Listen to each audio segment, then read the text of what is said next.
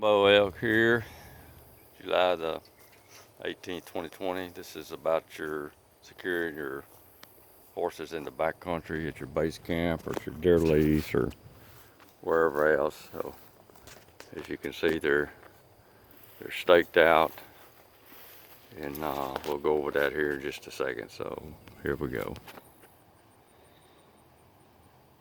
Okay, so you get you a heavy duty garden hose, or this is all rubber. You don't want them old plastic gizmos, and that thing is going to be 16 to 18 foot long.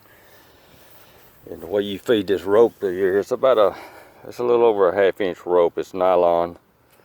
You can run some electric fence wire through there, any kind of wire, and then make you a little hook on the end, and this just kind of push it into like a fish hook right into there, and I like to duct tape it on there good, and then I can pull it right on through. It's no problem. Plenty of slack in there.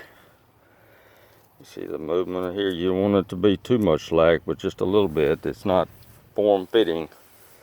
And that hose is probably,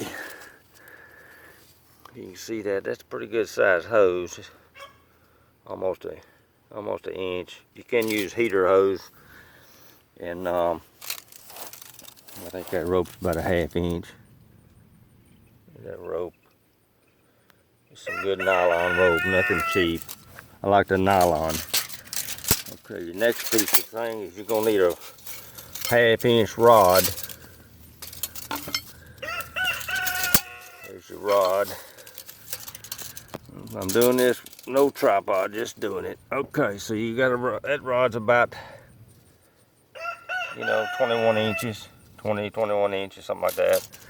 It's a 1/2 inch thick. So what you do, have your welder.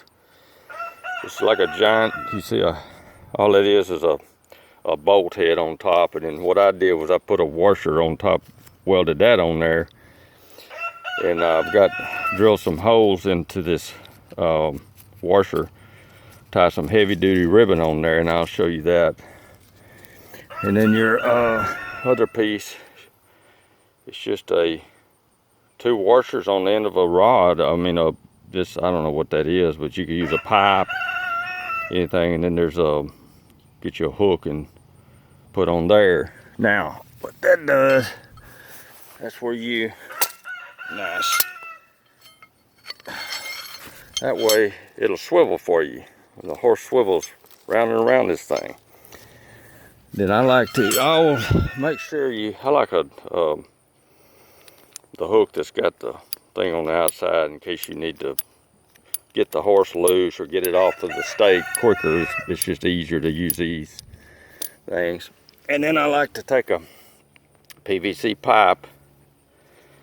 I don't know, it's about see what that measures.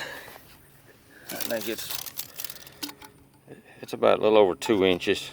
That's upside down for you, but a little over 2 inches. So what that'll do, I'll show you here in a second. I put this slot in here. I'll show you that slot, what it works for. Then I'll get me a reflective tape or whatever, run around this. That way at night you can shine your light out of your tent and see that the stake's there. And I also put reflectors on my horse's halter. That way I can see the horses out there, and works really good. So we'll go over here. I've been doing this 8 to 10 years out there in Colorado and Wyoming, never had a problem. The only problem I ever had was with this horse right here. I had made a mistake taking her up there by herself, and she broke loose a couple of times because she didn't like it. So anyway, here's your stake right here. And you see that slot, how it goes over that deal right there. See, and this thing will turn nicely. And the whole purpose of this ribbon right here is if that horse takes off, and they sometimes do, he's gonna pull that stake out. It's not gonna hold him. This is for trained horses, just for regular, where they're not wild or whatever. But when you take off, and this thing will may go 30, 40, 50 yards out there in the bushes, and you ain't never gonna find that stake without them ribbons. I've already lost one, so that's when I come up with this idea here. So that's very important to do. And not that old, this is some heavy duty stuff. That's not that ribbon you get at Home Depot for marking something. But as you can see the horse now, he's walking around. They'll get to the end of the rope and they'll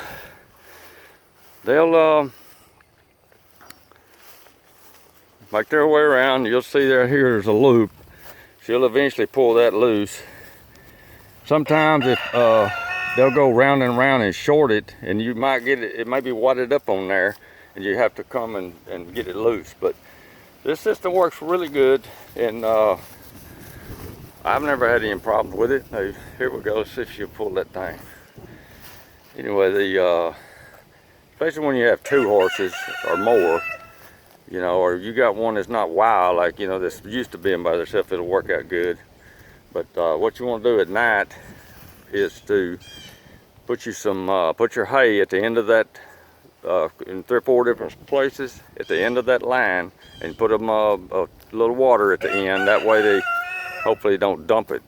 And other than that, make sure you clear all the brush out of that circle. Grab that end of that head, the snap, and make a circle. Make sure you get all the rocks and the brush, because in the morning you'll come out there and it'll be all wadded up right there at that stake. And that horses, I've seen them be standing there 3 feet from the stake, because it's all wrapped around and around, and it's not dangerous, but just, you know, they don't get the freedom of the movement. And we like to take ours and scatter them around. We might run them here one day and move them a little bit so they can get all the grass that's out there, if there is any. You know, so that's just how we do it. And they like it, and I use them out here. The training part is when you first start out, put them on there and sit around there and watch them, because they'll get tangled up, and sometimes you got to go over and help them get untangled. But after a while, after about 3 or 4 sessions, they'll get it figured out. So any questions, you might put it under the comments, and I can get back to you. But other than that, this is fairly simple. I've never had any of them get hurt. They train real easy. These horses have done this for years, so there ain't nothing to it for them. Only problem you have, like I said, one horse, you got one horse tied up. You could be out here like I'm at my place. You got some wild horse running up and down the fence, and then this one goes crazy because he wants to do something like that, and they go to running around. Next thing you know, he done bowed that thing up out of the ground. And then, so this is for, like I said, I like to use 2 horses, and or you can leave one by himself if he's used to it, and keep them crazy ones away from them where they can concentrate on their grass. So we had this one up in the mountains one time by itself, and there wasn't no horses around, but she could hear a sheep herder's horse way off, and she just kept on going round and around until she finally decided, you know what, I'm gonna go check this out, and took off. She took that stake with her. I lost it, found it luckily, but that's when I learned to put that ribbon on there. But it's safe. I like it. It's better than highlining. They get more freedom of movement, and when you get them up in the morning to get on them, they're not near as all stoved up as being on one of them high lines. So, you know, that's the way we do it.